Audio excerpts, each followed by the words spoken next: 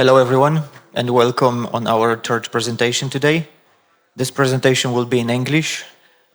Yoshi Tarnopolski will talk about automated OT/IT risk management, governance, and compliance. Thank you. Okay. Hello, everyone. Nice to meet you all. So my name is Yossi. I'm a VP of Business Development and Product in Radiflow, company that specialized in intrusion detection systems for critical infrastructures and OT risk management. Today we're going to talk specifically about automation. Okay. What I would like to just mention that currently we all know that the attack threat landscape is growing, and if we're looking at risks specifically, we see more and more issues in critical infrastructures that is related to how to manage and how to prepare the environments for upcoming threats. The main things that we see from our experience working with customers that over the years companies are going through a digitalization projects. We see that big enterprises started to connect to cloud, for example, because they have multiple sites and they have kind of a need single place for management and operations. Also, from a security perspective, how to manage everything from centralized places. And if medium-sized companies they are starting to converge and connect OT environments to IT networks as well, again, for better management of automation and security. Okay, but this actually open additional threats and additional problems in securing those critical environments. Today we see that, for example, in the last year, for 2023-2024, there were articles that mentioned that there's a huge rise of ransomware attacks. The main reason is because if you have a power plant, for example, and somebody managed to to get malware inside, let's say WannaCry, right? Okay, and it's encrypt computers. Basically, the third thing that the company will do, they will pay. Okay, it's not like in IT offices that you can basically, your computer died, you can replace it, you have storage in the cloud. It's not the situation in OT at all.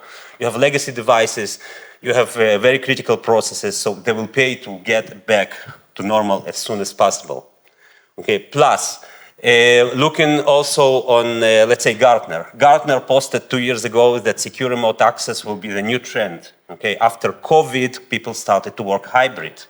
They started to, instead of sending people to substations, they trying to establish kind of a secure remote connection, sometimes VPN, sometimes other companies that actually specialize in this, to try to manage everything remotely. Okay, and also with subcontractors like Siemens and Schneider Electric, they are also developing different softwares for remote patch management, for remote monitoring of their environments, and more. But it also increased the attack landscape, and there are more and more breaches that are basically starting from IT and starting from remote connections and actually getting inside. Looking also on vulnerabilities, this also shows that there are more and more vulnerabilities related to ICS that discovered. Okay, and over time we see that the devices eventually legacy there. Okay, you have Windows XP devices that are completely unsupported anymore. You have Linux devices embedded. I saw Solaris and Solaris devices a lot in industrial networks, and also vulnerabilities of embedded devices like controllers. You don't have Windows there, so no patches, and unless basically there will be some kind of upgrade, the vulnerabilities stay there. So, and more researchers discover more and more vulnerabilities. Again, in last year, we saw publication of more than 2,000 new vulnerabilities related specifically to OT was discovered in 1 year, okay? Plus, one more problem that is a huge problem for everyone is knowledge. There are not enough people that are familiar with security of OT environments. It's a huge problem. And what really happens is that if you don't have a dedicated security team, the security ownership are falling under operational team. They now need to manage the network and also to decide how to secure the environment. And this is not their specialties. So in here, there's a huge problem and regulations starting to push everyone and there are penalties that are coming up. So the first thing that is recommended by everyone is basically to start and think about how we identify what are our vulnerabilities and start to map this and to bring the right people to help us to secure an environment. So if I'm taking looking at how basically those recommendations are coming from top down, we're looking at, you see that 28% of organizations have problems with zone segmentation. I visited in one of my customers, gold mine. They have a completely flat network, IT and OT connected, okay? And IT is basically connected to internet eventually through VPN also, but it's still there. And this is a problem because everything that they do in IT suddenly in OT is affected. Shared identity systems. I don't know if you have any basically identity systems at all in OT at all. And if yes, it's usually driven from IT.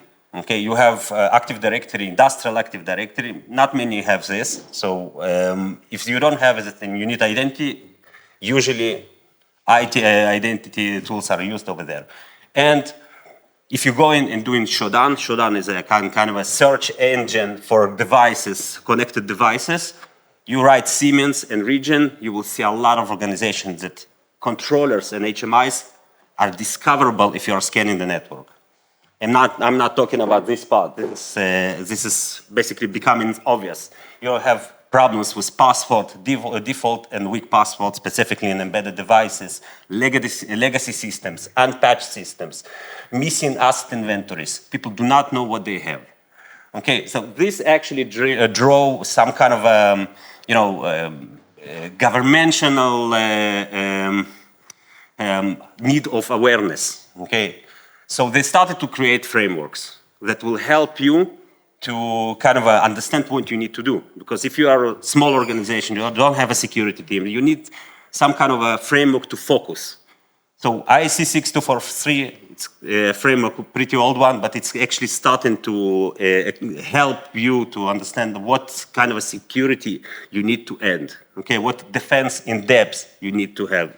How to create proper business processes and business segmentation, and how to properly do a risk assessment.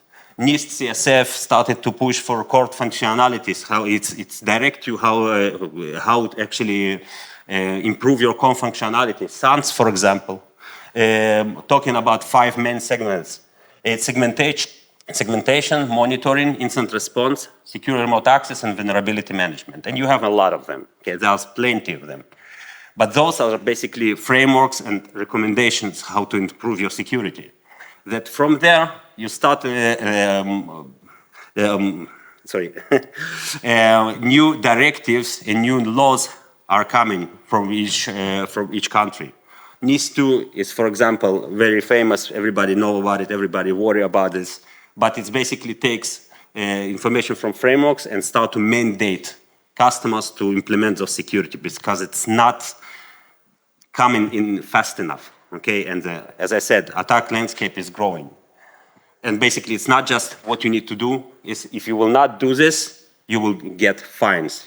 Okay, for example, NERC-CIP, okay, energy regulation in the United States, it's not just fines. If you will not do what is needed, you are not allowed to basically, the site have to be deactivated.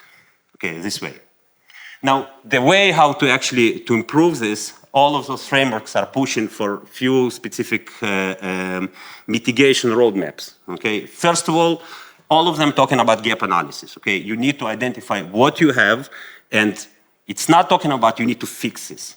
Okay, it's you need to prioritize your fixes. Okay, you need to identify what the things that you need in order to get what is called quick wins. Okay, so you cannot fix everything. It's critical infrastructure. So when you know what you need to fix, it's much easier to focus. Okay. Also, you need continuously monitoring the environment. First, everybody's talking about risk assessment. You need also discover what you have in your network, but eventually, it's a snapshot. What will happen tomorrow? So you need to create controls and methods in order to continuously understand the changes that happen in your network. And eventually, also, you have vendors constantly taking care of your environment, subcontractors. You also need to make sure that you are securing their access, you are securing their actions, you know what they are doing, and you make sure that they are still operational guys, that they are not doing something that can compromise your environment, and of course, create awareness and training for your own organization. This is basically the frameworks and the standards that recommended in order to increase the security in your organization. Now, every framework, every law, first of all said, go and do risk assessment. Why? Because you cannot secure anything that you don't know. Okay, you need first of all to identify what you have in your network. And if you basically have a team, security team, they usually doing this manually. And if you don't have, you usually take this service from some MSSP, managed service security service provider, that will come and do basically assessment for you. Okay, but most of the assessment currently they are immatures. What I mean, they're done manually. Now, everything that you do manually, it's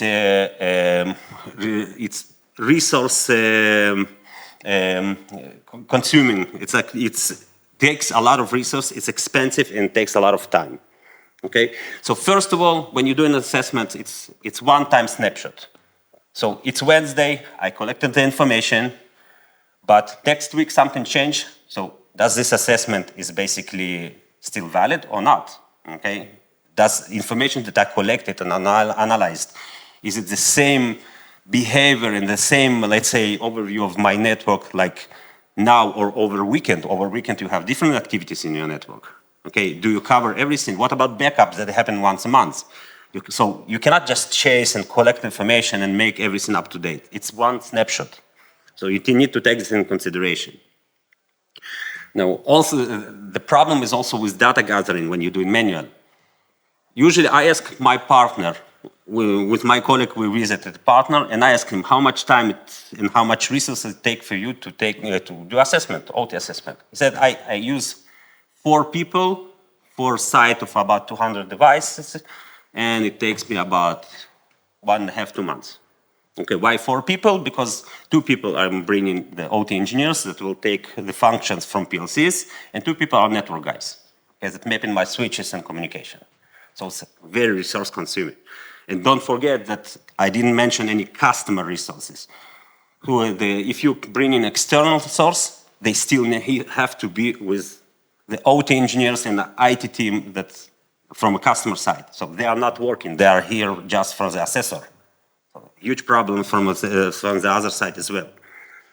We're talking about on-site visits. Everything is spreadsheets and Word documents currently, and calculations are done manually. The additional problem is inventories. Okay, we're talking about getting inventories from legacy networks that do not have, the updated network diagram,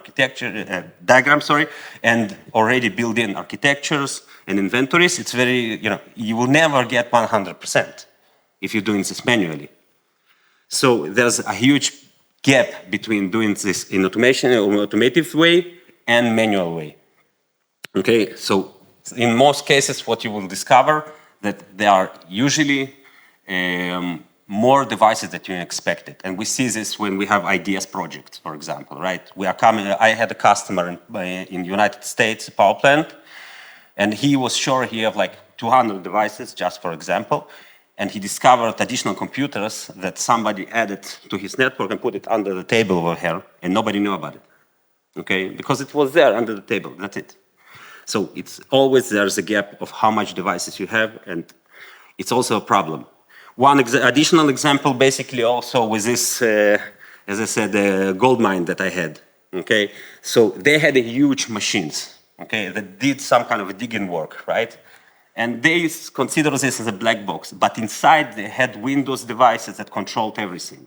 Now, for him, it was a black box. For security perspective, you have Windows 7 with, vulnerabilities, and if there will be, let's say, some kind of an attack, those devices were also compromised, and it's something that the customer was not aware about it.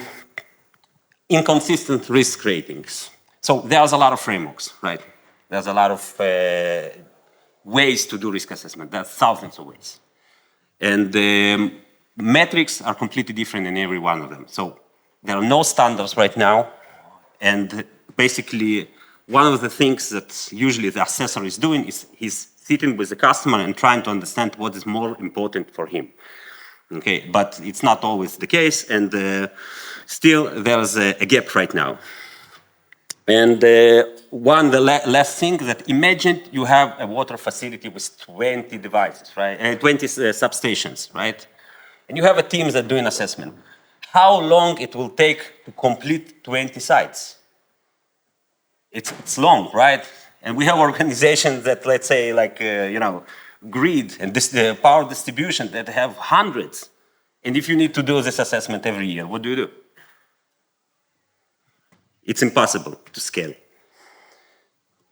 So what we see, what we actually recommend based on our experience, it's try to automate some of the process in order to make the risk visibility more in real time, okay? So first of all, there's a concept of creating digital twin or digital image, okay? Different companies, they call it differently. What does it mean? Every assessment that we're doing, first of all, we're collecting information about the site, about the devices, the vendors, the connections, the network, the vulnerabilities, okay, and also about information about business processes. Like, for example, you have some production environment and you have some lab environment, etc. Okay, this information can be automated, okay? You add IDS, you have a vulnerability scanner, you have some ways to collect information from devices, from configuration files. You add all this information and you create what is called digital image of your site. And on this digital image, you can do all kinds of things. First of all, you can simulate different scenarios. And also, you can basically to understand, have a full visibility of what's going on there, what's going on the site. The second piece is threat intelligence. Again, you can automate this. The same partner that I met, he told me that after he actually collected the information, he go to Mitre Attack, he going to CISA, he going to basically looking for different APT groups and looking at all their tactics and techniques and trying to see if they operate in this region, in this vertical, and eventually he connecting all the dots and then he say, okay, the most tactics that are potential to be used against my organization, against this customer organization, it's, let's say, scanning or some kind of lateral movement, etc. Okay, this is done manually at the moment. So basically, this can be automated because this information is not changes. This is generic information. So if you automate this, you squeeze your risk assessment at least by 2x, I believe, depending on the size. The only thing that is left currently manual is information that we are getting from the customer. There are things that you cannot automate that based on the knowledge from a customer. For example, if he implemented different controls, if there is required to implement multi-factor authentication, you cannot just discover this, okay? This is something that you need to ask the customer. Or if he added firewalls in networks that are not visible to intrusion detection systems, for example, okay, or switches. So this kind of information you get from the customer. Then the criticality, super important. You can have an organization that have BMS system, building management system. You have the same controllers, let's say Siemens controllers, in an air conditioner, for an air conditioner in a kitchen and in the critical process, okay, or in the data center. The same air conditioner, but the process, what is critical for him, it's completely different, okay. when we were acquired by Microsoft, Microsoft said that they are buying our company, in previous company basically. They say we need to protect our data centers because they are super critical infrastructure for us. If data center, air conditioner will stop working, that's it. Okay, we can close the data center. And those were the same controllers that were everywhere in the building. So the customer need to tell us how much is critical, how much is not. All of this information eventually, it's combined into two main topics. One of them is likelihood of the attack. So to understand what are the most potential, let's say, tactics, techniques, procedures that basically can be exploited and can be used against my organization, and impact. Okay, what will happen if this environment will be attacked? Okay, and in this case, basically all this information is calculated into quantify risk for enterprise, for the whole environment, for each one of the sites and each one of the zones in the organization. Now, this actually gives us an idea what is basically our readiness, okay, for this attack, okay? And then we can define the tolerance and say, for example, yes, I cannot protect everything, but until here, I'm fine, okay? Now, usually, from risk and from all the information that we collected, you can also create two main things. First of all, get reports. Okay, now you have a visibility. You know what are risk per asset. You know what are risk in a high level. You know how to basically create a better segmentation. And if you have gaps, okay, cyber threat intelligence insights. And if you are actually trying to get some kind of a framework on compliance, what is your status? How much you're ready for this? Okay, this is basically the way how to do risk assessment, and the rest of the same information can be used also for prediction steps. Okay, because I know what my status right now, I know what to do, but let's say I decided in my segmentation project to add firewall, right? Okay, how it will affect my environment? Okay, so should I put the firewall over here, or I should put the firewall over here? You know, it depends.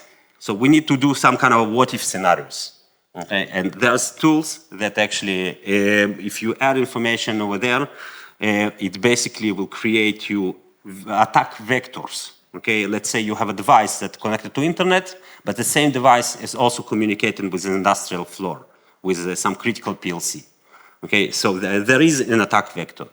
And using virtualization on digital image, okay, let's say if I will put a firewall between this device and my PLC, will it actually help to increase the security and block this attack vector?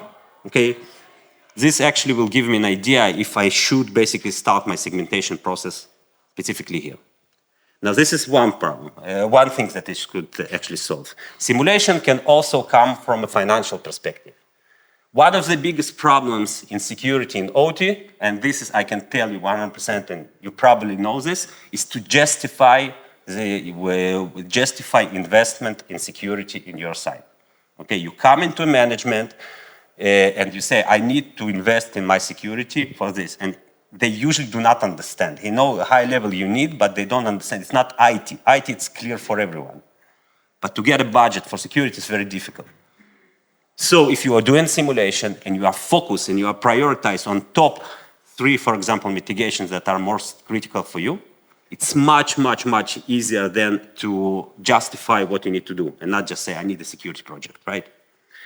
So this is mainly the framework that we recommend in order to create an efficient and automated OT risk management project. Now, I did talk about prediction and simulation.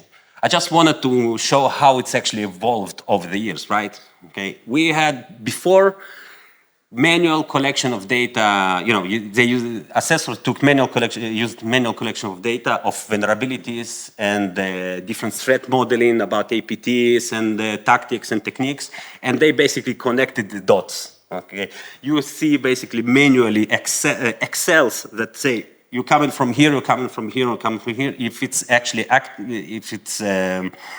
affecting the network, impacting the network, etc. And if not, you know, I'm going to the next one.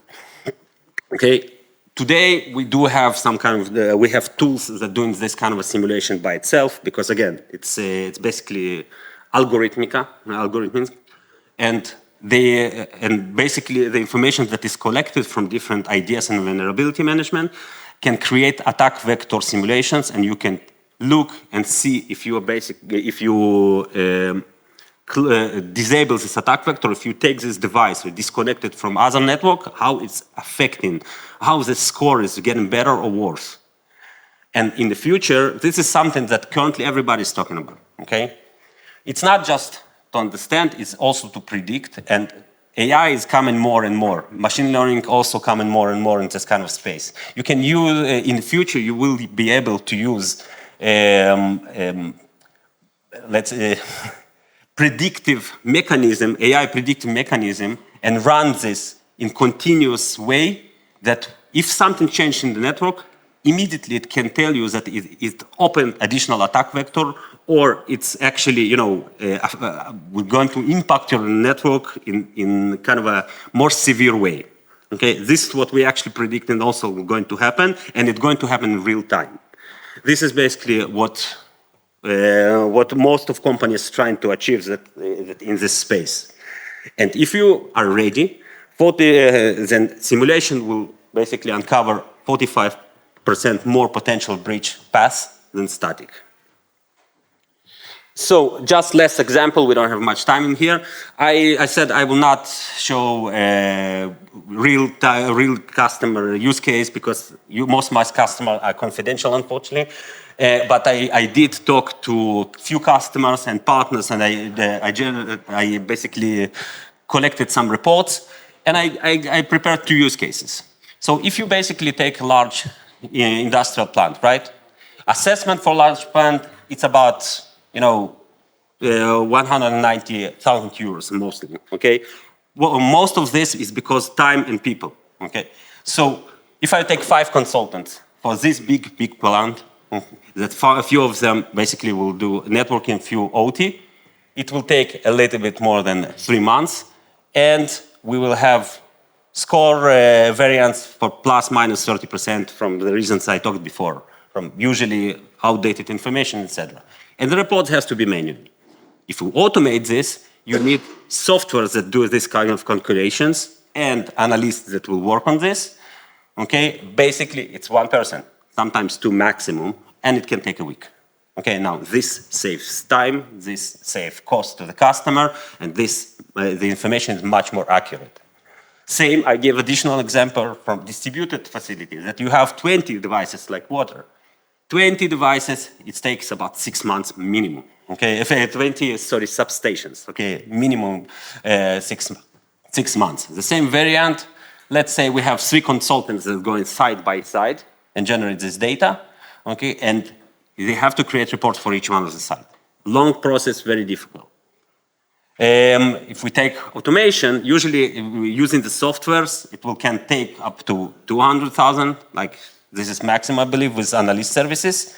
And 1 person can do this because he's working on application and software. And you can see that it's basically 3 days per site. So 2 months you finish this, but next time the data is already there. So those systems are collecting, again, the data and looking for deviations. So it's much faster from the second time going forward.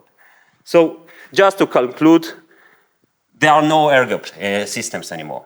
Okay, all the systems will go through digitalization process, connected to cloud, connected to IT, and this open really additional attack landscapes. Every assessment is a snapshot.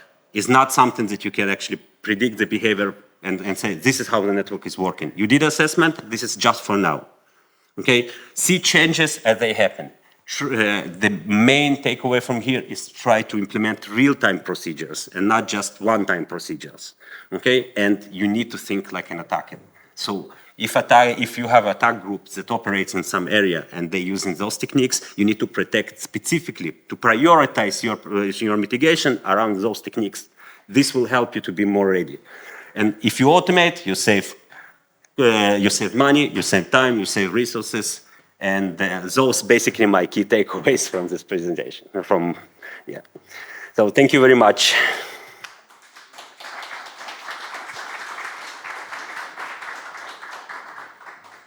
Thank you very much, Yossi, as well. Unfortunately, we do not have time for questions right now, but you can ask Yossi questions when he finishes, and you can ask him questions through the application as well, okay?